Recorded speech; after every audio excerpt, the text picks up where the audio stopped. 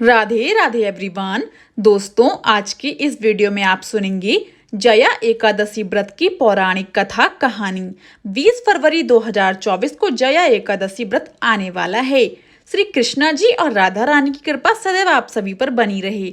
आइए कथा की शुरुआत करते हैं। धर्मराज युधिष्ठिर बोले, हे भगवान, आपने माघ की कृष्ण पक्ष की सटतिला एकादशी का अत्यंत सुंदर वर्णन किया। आप स्वदेज, अंडज, उद्दिज और जरायुज चारों प्रकार के जीवों की उत्पन्न, पालन तथा नाश करने वाले हैं। अब आप कृपा करके माघ शुक्ल एकादशी का वर्णन कीजिए। इसका क्या नाम है, इसके व्रत की विधि क्या है और इसमें कौन से देवता का पूजन किया जाता है। श्री कृष्ण कहने लगे, हे राजन, इस एकादशी का नाम जया एकादशी है। इसका व्रत करने से मनुष्य ब्रह्म हत्या आदि पापों से छूटकर मोक्ष को प्राप्त होता है तथा इसके प्रभाव से भूत पिशाच आदि योनियों से मुक्त हो जाता है। इस व्रत को विधि पूर्वक करना चाहिए। अब मैं तुमसे पद्म पुराण में वर्णित इसकी महिमा की एक कथा सुनाता हूँ। देवराज इंद्र स्वर्ग में राज करते थे और अन्य सब देवगुण सुख पूर्वक स्वर्ग में रहते थे। एक समय इंद्र अपनी इच्छा अनुसार नंदन वन में अप्सराओं के साथ विहार कर रहे थे और गंधर्व गान कर रहे थे। उन गंधर्वों में प्रसिद्ध पुष्पदंत तथा उसकी कन्या पुष्पवती और चित्रसेन तथा उसकी स्त्री मालिनी भी उपस्थित थे। साथ ही मालिनी का पुत्र पुष्पवान और उसका पुत्र माल्यवान भी उपस्थित थे। पुष्पवती गंधर्व कन्या माल्यवान को देखकर उस पर मोहित हो गई और माल्यवान पर काम बाण चलाने लगी। उसने अपने रूप, लावण्य और हाव भाव से माल्यवान को वश में कर लिया। हे राजन, वह पुष्पवती अत्यंत सुंदर थी। अब वे इंद्र को प्रसन्न करने के लिए गान करने लगे, परंतु परस्पर मोहित हो जाने के कारण उनका चित्त भ्रमित हो गया था। इनके ठीक प्रकार ना गाने तथा स्वर ताल ठीक नहीं होने से इंद्र इनके प्रेम को समझ गया और उन्होंने इसमें अपना अपमान समझकर उनको श्राप दे दिया।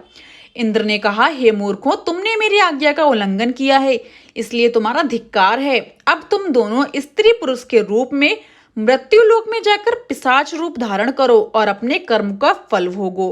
इंद्र का ऐसा श्राप सुनकर वे अत्यंत दुखी हुए और हिमालय पर्वत पर दुख पूर्वक अपना जीवन व्यतीत करने लगे। उन्हें गंध, रस तथा स्पर्श आदि का कुछ भी ज्ञान नहीं था।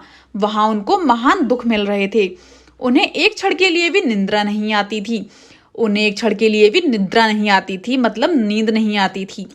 उस जगह अत्यंत शीत था, इससे उनके रोंगटे खड़े रहते थे और मारे शीत के दांत बजते रहते। एक दिन पिशाच ने अपनी स्त्री से कहा कि पिछले जन्म में हमने ऐसे कौन से पाप किए थे जिससे हमको ये दुखदायी पिशाच योनि प्राप्त हुई।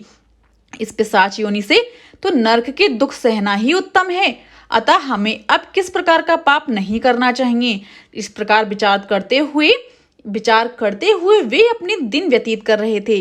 देवयोग से तभी माघ मास में शुक्ल पक्ष की जया नामक एकादशी आई। उस दिन उन्होंने कुछ भी भोजन नहीं किया और ना कोई पाप कर्म ही किया, केवल फल फूल खाकर ही दिन व्यतीत किया और सायंकाल के समय महान दुख से पीपल के वृक्ष के नीचे बैठ गए।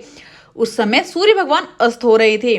उस रात को अत्यंत ठंड थी, इस कारण वे दोनों शीत के मारे अति दुखित होकर मृतक के समान आपस में चिपटे हुए पड़े रहे। उस रात्रि को उनको निद्रा भी नहीं आई। हे राजन, जया एकादशी के उपवास और रात्रि के जागरण से दूसरे दिन प्रभात होते ही उनकी पिशाच योनि छूट गई। अत्यंत सुंदर गंधर्व और अप्सरा की देह धारण कर सुंदर वस्त्राभूषणों से अलंकृत होकर उन्होंने स्वर्गलोक को प्रस्थान किया। उस समय आकाश में देवता उनकी स्तुति करते हुए पुष्प वर्षा करने लगे। स्वर्गलोक में जाकर इन दोनों ने देवराज इंद्र को प्रणाम किया। इंद्र इनको पहले रूप में देखकर अत्यंत आश्चर्यचकित हुआ और पूछने लगा कि तुमने अपनी पिशाच योनि से किस तरह छुटकारा पाया, सो अब सब मुझे बतलाओ। माल्यवान बोले कि हे देवेंद्र, भगवान विष्णु की कृपा और जया एकादशी की व्रत के प्रभाव से ही हमारी पिशाच देह छूटी है। तब इंद्र बोले कि हे माल्यवान, भगवान की कृपा और एकादशी का व्रत करने से न केवल तुम्हारी पिशाच योनि छूट गई, वरन हम लोगों के लिए भी वंदनीय हो गए, क्योंकि विष्णु और शिव के भक्त हम लोगों के वंदनीय हैं। अतः आप धन्य हैं। अब आप पुष्पवती के साथ जाकर विहार करो। श्री कृष्ण जी कहने लगे, हे राजा युधिष्ठिर, इस जया एकादशी के व्रत से बुरी योनि छूट जाती है। जिस मनुष्य ने इस एकादशी का व्रत किया है उसने मानो सब यज्ञ जप दान आदि कर लिए। जो मनुष्य जया एकादशी का व्रत करते हैं वे अवश्य 1000 वर्ष तक स्वर्ग में वास करते हैं। दोस्तों, यहीं पर समाप्त होती है हमारी जया एकादशी व्रत की पौराणिक कथा। आइए दोस्तों, अब मैं आपको बताऊंगी जया एकादशी व्रत के उपाय। पहला नंबर है, जया एकादशी के दिन श्री हरि विष्णु के साथ मां लक्ष्मी की भी पूजा करें। मान्यता है कि ऐसा करने से जीवन में तरक्की आती है।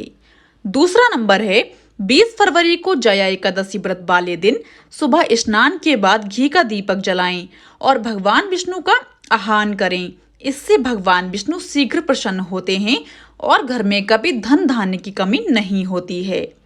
तीसरा नंबर है, इस दिन जगत के पालनहार श्री हरि विष्णु को प्रसन्न करने के लिए उन्हें पीले वस्त्र, पीले फूल, पीले रंग की पुष्पमाला, मिठाई, फल आदि अर्पित करें।